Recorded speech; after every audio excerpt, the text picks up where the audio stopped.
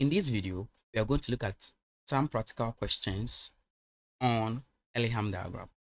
So the first question is that, can carbon be used to reduce zinc oxide to zinc at A? Solution: at A, the temperature is what? 1000 Kelvin, and you must change this to degrees Celsius, which will give you 727 degrees. And for you to know whether you are going to, so I established that there are two carbon here, which is this is carbon dioxide and this carbon monoxide, and we don't know which carbon they are talking about. As we established, if the temperature is above 980 Kelvin, then we are going to use this line, which is the carbon monoxide line, this line. So that means that we are using this line because the temperature here is above 980.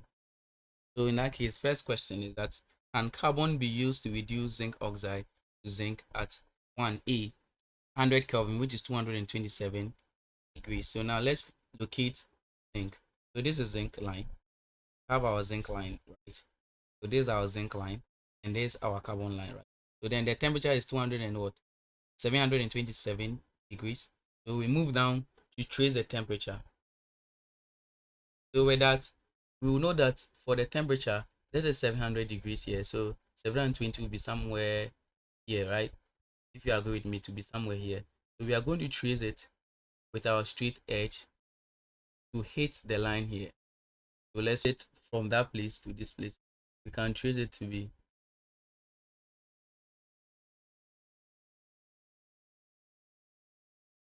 and this is 727 degrees. And then we want to know that they say, can carbon be used to reduce zinc oxide to zinc at 727 degrees? That is 1000 Kelvin. The answer is no, because at that temperature, zinc rather can be used to reduce the carbon. So at that temperature, the zinc line is below this line, which we established this line. So the zinc line is below this line. That means that zinc cannot be the carbon cannot be used to reduce zinc oxide to zinc at that temperature. So with A, the answer is no, it cannot be used to do. Now, number one has two questions, and they were asking that, can carbon be used to reduce zinc oxide to zinc at, so at, this is number one A, number one B, at 1500 Kelvin. Let's change it to temperature in Kelvin. Let's change it to degrees Celsius, which is 1227 degrees Celsius. And we've established that if the temperature is above 980 Kelvin, then we are going to use this carbon monoxide line.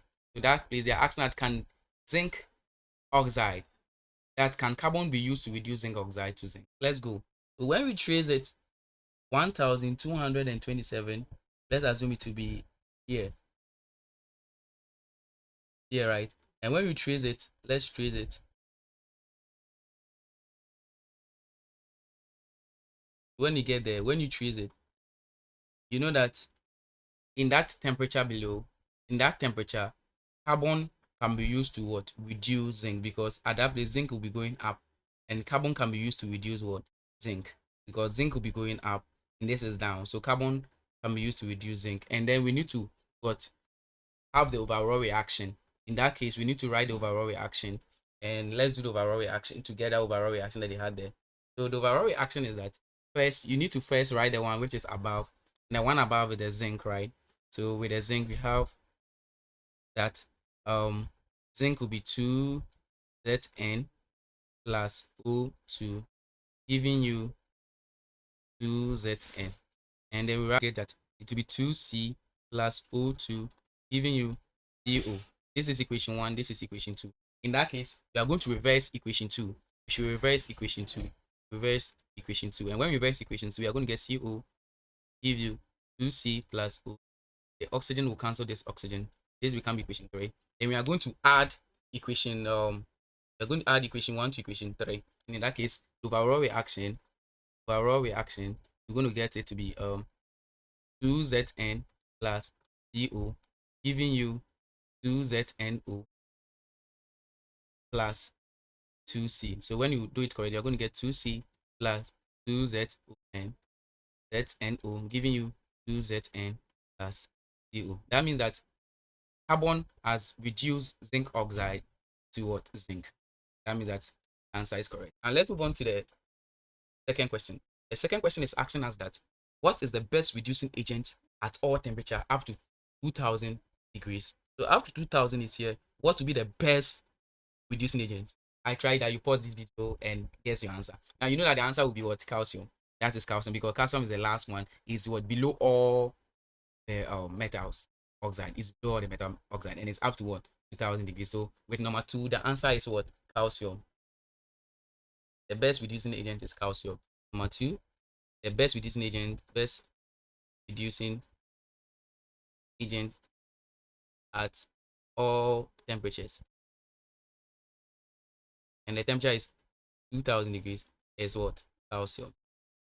And then let's move on to number 3. With number 3, what they're asking us to do is that what is the chemical equation corresponding to the lines ending with aluminum oxide and zinc oxide? Show how they can combine and give a spontaneous reaction between one of this and other this one. So what they're asking us to do is that we should check whether which one will reduce which one. So then you go to the line. You know that aluminum is down. So in that case, where's aluminum? Aluminum is somewhere. This is aluminum line. This is aluminum line. And zinc line is here. This is zinc line. So in that case, aluminum will be used to what? Reduce zinc. Aluminum will be used to what? Reduce what? Zinc. So let's show that with that question number 3. For number 3, we've established that aluminum can reduce zinc, right? So we are going to write the equation. We have 2Zn plus O2 giving you 2ZnO. This is equation 1. And equation 2, we are going to have that O/3 Al plus O2, which will give you 2/3 Al2. Equation 2. Then you are going to reverse the one which will reduce the metal. When you reverse the equation 2, you are going to get that 2/3 Al2 giving you 4/3 Al plus O.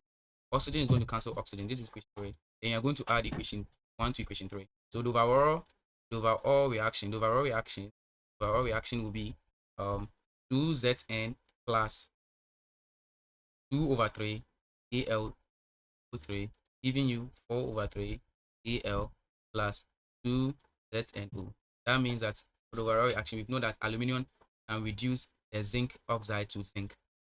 So it has reduced it to zinc. As you can see, let's turn this reaction.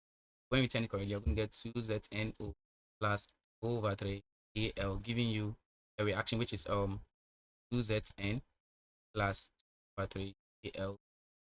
And we know that aluminum here has reduced the zinc oxide to zinc, and that is correct. Now let's move on to the last question. And the last question is asking us, why is gold not found in nature as its oxide? Now we've established in our previous lesson that with metals which are above or at the top of the Ellingham diagram, they are metal oxide, and they are noble metals, and they are unstable and can be reduced what?